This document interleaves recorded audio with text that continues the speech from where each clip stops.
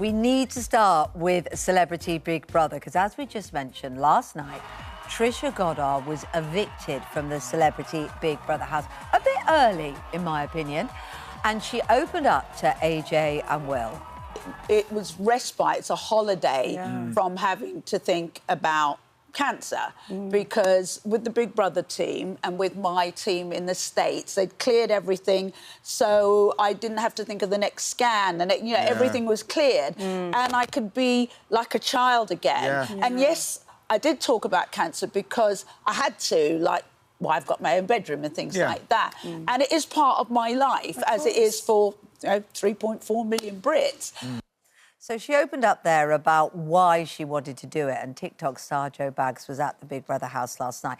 In case people haven't picked up on it, which if they're watching, of course they will, and we all know Trisha is living with a very serious stage of cancer, a life-limiting stage of cancer. And that's what she was looking for, the chance to play and be a kid again, which was lovely. Yeah, definitely. And I think she was gone too soon. I do as well, I think Joe. that the public didn't give her a good enough shot. And there was a lot of comments from the contestants in the house saying that she spoke a lot, name-dropped, a lot of stories. We like that. That's what that's what we want. That's why we watch the celebrity version, isn't it? Yeah, we want stories. We want these people with amazing careers to talk about it. And I think that she was up against Jack and Patsy, huge soap followings as well.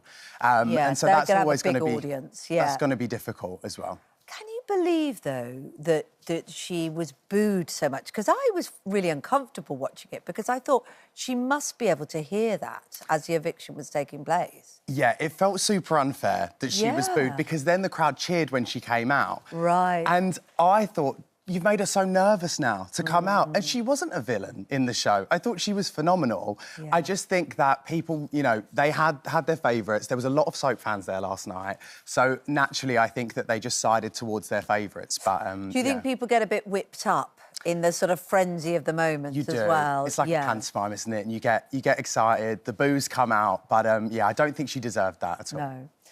You know, she's living with cancer, for heaven's sake. Don't boo somebody living with cancer. Yeah. You were there in the thick of it, of course. I was indeed. And I spoke to Trisha. And you spoke to her. What did she have to say to you? She was gutted to have left so early, I think. And as she said to AJ and Will, this was a break for her. She also really showed us that having a chronic illness shouldn't stop you. And I think that, yeah, she was gutted. And I think she could have got to the final, but it's hard to say, isn't it, with the contestants in there, who is, you know, the nominations, I couldn't choose between Jack and Patsy. They were all really strong, weren't they? And, of course, we saw Mickey Rourke kicked out, so therefore it was maybe brought forward some people that could have been in there a little bit longer. Agreed. 8 days is still a long time, though. She'll be glad to get home. It is, yeah, sure, definitely. Lots of other revelations last night. Now, what is going on with Jojo and Chris Hughes? I think they both went into the diary room, didn't they?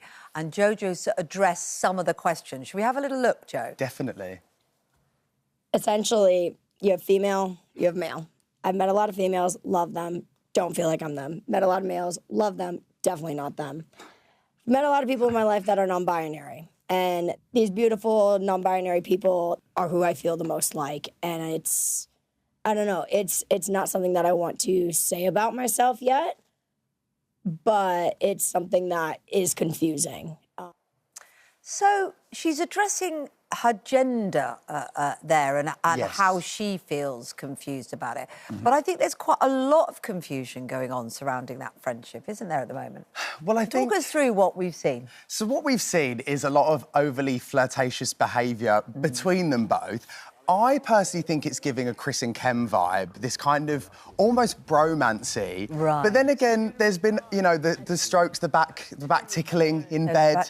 And then the writing on the arm, and then talking, because we don't really know what was written, do we? The secret communication. Now, Tiffany said on Late and Live that in the US, I don't know how true this is, that when you draw a circle on someone's hand, it means that you want a bit of, you know... How's your father? Yes, exactly. Okay. But we just don't know, because no one has said what that was. Right. So, yeah, that's the difficulty. Did we see a circle, Joe? I don't know. I saw... So you haven't seen anything? I couldn't tell. There was a lot going on. It's like hieroglyphics, but I don't know. Excuse me. Goodness me. Well, it's kind of... I mean, I suppose what people are thinking is we know Jojo has a partner. Yes. And you have to sort of wonder how you know, her partner's feeling. How you would feel. And I'm the jealous type, and I think I would really struggle to be seeing that. Yeah. Just because I think it's like the bed cuddles and you know, the physical touching and that side of things. But Jojo did open up to Ella and said that she was really missing her partner. And her mum has obviously got onto Instagram managing Jojo's socials. Yeah, and stirring up some drama, but calling it friendship. So let's talk about that. So this is Jojo's mum, Jess. Yes. Right. So the icon. first time she sort of really got involved. This is what she said on TikTok, I believe. She said, Jojo's little friendship with Chris is the recipe for a jealous Ella. Ooh, the drama triangle has entered the chat. Yes. Love dance mum Jess. Now, Ella, of course, is the person who, before the whole Celebrity Big Brother started, there were sorts of rumours that this might be the love coupling up in the Big Brother house. And I think that at the moment, I feel like she's giving a bit disgruntled, that I think she was going in and hoping that her and Chris might have had something. And I think that Chris's friendship with Jojo has overshadowed that. So I know some people are saying, is it a triangle? But I don't think it's a triangle because it's not reciprocated by Chris. So that's been it's been a difficult watch, actually, because I think Ella's struggling a little bit with that dynamic. And I think where Chris is a bit younger as well, I think that they were hoping to get on a bit more than they have done. Interesting stuff. Very quickly, predictions for next eviction? I think Jack again, because I don't think... I think he's got a great fan base outside. I think he hasn't got enough allies in the house. I think he needs to come out of his shell a bit more. And also potentially Chris or Jojo, because I think that people might want to start splitting up this friendship. I think some people in the house are saying gameplay, and I don't know whether they'll like them to stay together. So those are my two predictions. OK. Now, new footage has emerged from Gene Hackman's house. We're all so sad, weren't we, when he passed away? But they've just been released, and it follows his death and his wife's in February. Ross joins me now. They're quite shocking, these, aren't they? And I think maybe we're shocked, Ross, because we love Gene Hackman so much, and it feels a bit sad. Yeah, incredibly sad. And obviously the authorities still just trying to piece together all the evidence and find out exactly what happened. They've released this law enforcement body camera footage that was taken outside and also inside the house as well. The outhouses they're seeing were infested with rodents. Some were inside too. The investigation basically concluded that dead rodents in the nests were discovered. Breeding ground it was for hantavirus. Now, Betsy, his wife, died at the couple's Santa Fe mansion in February from hantavirus pulmonary syndrome. It's a rare disease. It's linked to rodents. And, you know, for a while we were thinking, how exactly did all that happen?